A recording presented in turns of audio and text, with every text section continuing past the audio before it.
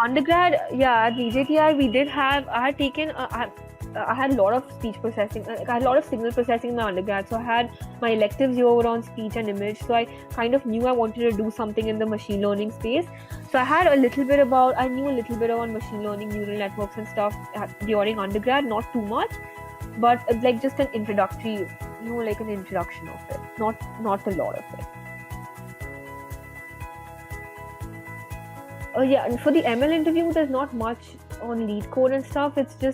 It's more about, so the ML, they test you on your concepts of ML. So if you've taken a class, so I had classes which were on ML. So I had taken an advanced machine learning class, and I had computer vision and natural language processing. So those were the classes that, through those classes, whatever I had studied, you just revise all of that again. So if I had taken them in the spring and fall semester, and my interviews were a year later, so you've forgotten stuff, and you brush up your concepts, you revise it. And also because you're working in that space. So I had my internships and projects in machine learning, which is why I was, that's what you can talk about, and you can link. They'll ask you about that. So your machine learning interviews are more about what have you done, and just some concepts about it. So if you've taken classes on it, then that's kind of enough to go for those interviews. There's no special preparation that you then require.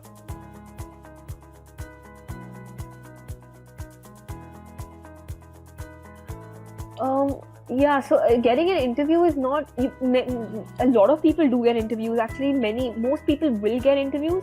It's just how you're to convert it is the hard part. Like, you have a couple of rounds, and you somewhere along the line you mess up, or you feel like you messed up one round and you don't get a call back. But it comes with practice. The more interviews you give, you get better at it. And yeah, like most people do, everyone does get a job in the end. So yeah, I can say that almost everyone, 90% of people who graduated in December have been placed, have got a job already.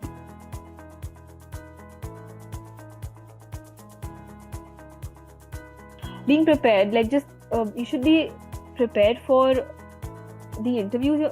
Yeah, you have to. It's just practice. You just need practice, and it comes with that.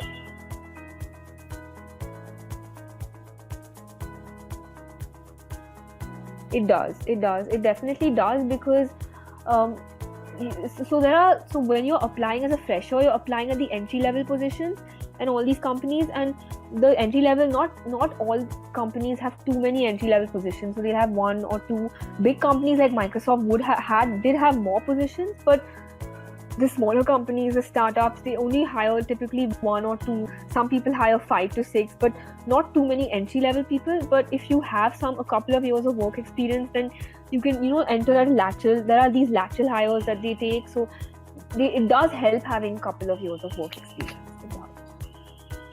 Okay, and relevant work experience, I assume. Irrelevant work experience, yes.